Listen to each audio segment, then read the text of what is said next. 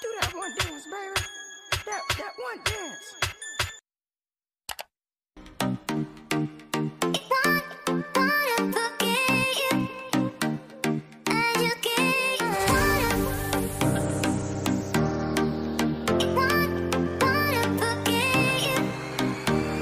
Assalamualaikum warahmatullahi wabarakatuh. Perkenalkan, nama saya Hilda Ayu Putri Nadifa, NIM 2811924. Di sini saya akan menjelaskan tentang letak kerajaan Majapahit. Majapahit merupakan kerajaan yang didirikan pada tahun 1293 hingga 1527. Kerajaan ini berpusat di Jawa Timur, yang letaknya itu di Trowulan. Kenapa kok di Trowulan? Karena di sekitar Trowulan itu seperti Blitar, Kediri, dan Mojoagung itu ditemukan peninggalan kerajaan seperti candi, lalu gapura, pondasi, reservoir air, dan umpak-umpak rumah.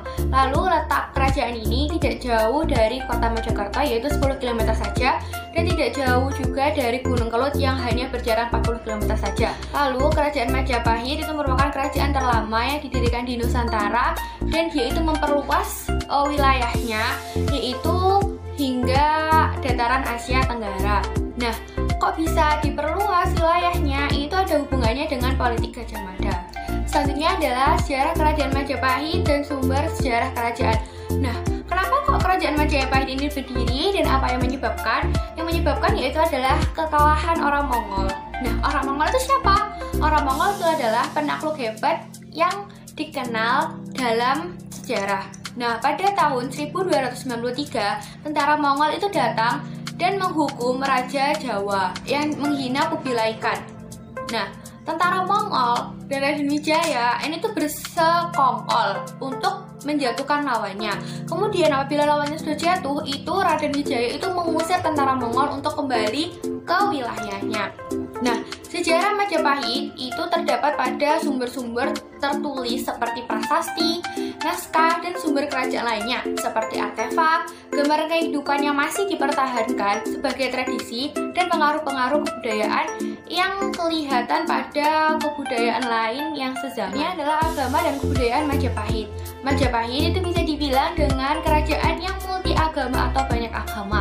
Ada dua agama besar pada kerajaan ini. Yang pertama adalah agama aliran Siwa atau aliran Saiwa Siddhanta. Nah, ajaran ini itu merupakan agama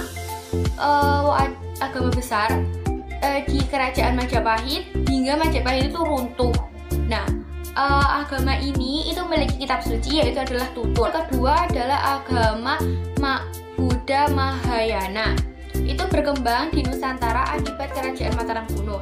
Yang ketiga adalah agama Siwa Bhairawa yang dipeluk oleh pejabat tinggi. Yang keempat adalah agama Waisnawa, yaitu dia itu memuja Dewa Wisnu sebagai dewa pelindung. Dan ada juga agama Islam itu yang diyakini berkembang pada kerajaan ini, yaitu dengan ditemukannya nisan makam Fatimah binti Maimun di Leran dan diperkuat dengan penemuan makam Troloyo di Trowulan. Selanjutnya adalah tempat beribadah. Yang pertama adalah Kadewa Guruan, yaitu aktivitas pendidikan dan keagamaan yang digambarkan dari kuil-kuil keagamaan yang didukung oleh komunitas keagamaan. Bangunan suci Majapahit ini disebut dengan candi, pemandian suci atau patirtan, dan gua pertapaan. Yang kedua adalah mandala. Mandala itu adalah tempat pendidikan agama yang dipimpin oleh seorang maharsi atau dewa guru.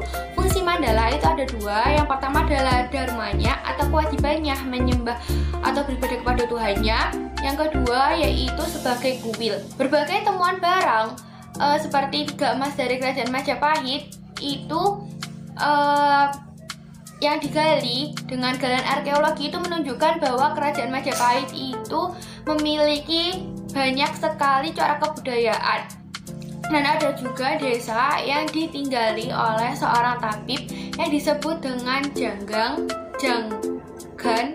dan perkampungan keagamaan yaitu mandala. Nah, mandala ini itu juga berfungsi sebagai tempat penulisan karya sastra seperti kitab Tantu Panggelaran.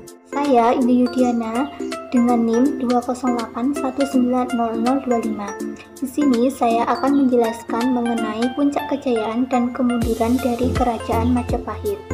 Jadi, puncak kejayaan dari Kerajaan Majapahit terjadi pada abad ke-14 pada masa pemerintahan Prabu Hayam Wuruk pada tahun 1350 hingga 1389 Masehi.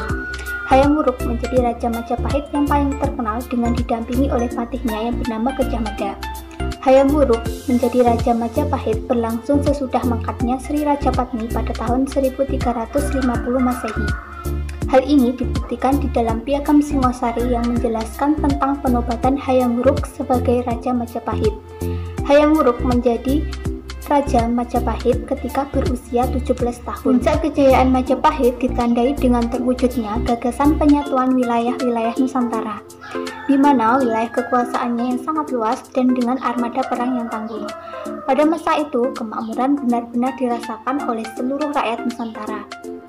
Nah, program yang dicanangkan oleh Hayam Wuruk dan juga Gajah Mada yaitu Sumpah Nusantara untuk mempersatukan atau memperluas daerah jajahan Kerajaan Majapahit. Sumpah ini dikenal dengan Sumpah Palapa.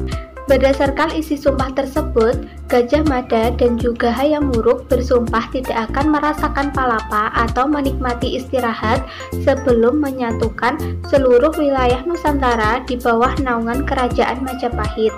Pengaruh kekuasaan dan kerjasama Majapahit meluas sampai keluar Nusantara. Kemajuan Majapahit dapat dilihat di dalam Kekawenegara Kertagama. Dalam Kekawenegara Kertagama ini dijelaskan bahwa wilayah kerajaan meliputi hampir seluruh wilayah Nusantara sekarang, yang meliputi di sebelah timur Ambon atau Maluku, Seram dan Timor, di semenanjung Melayu yaitu Langkasuka, Kelantan, Trenggono, Paka, Mauradungun, Klang, Kedah, dan Jerai, hingga Tumasik atau Singapura. Selanjutnya yaitu kemunduran dari Kerajaan Majapahit. Jadi sebenarnya setelah wafatnya Hayam Wuruk pada tahun 1389 Masehi, Majapahit terus mengalami kemunduran. Nah, runtuhnya Kerajaan Majapahit ini pada permulaan abad ke-16 tahun 1520 Masehi. Ada beberapa faktor yang menyebabkan Kerajaan Majapahit mengalami kemunduran. Yang pertama yaitu adanya konflik perebutan tahta. Jadi salah satu yang menyebabkan kemunduran Majapahit adalah akibat konflik perebutan tahta kerajaan.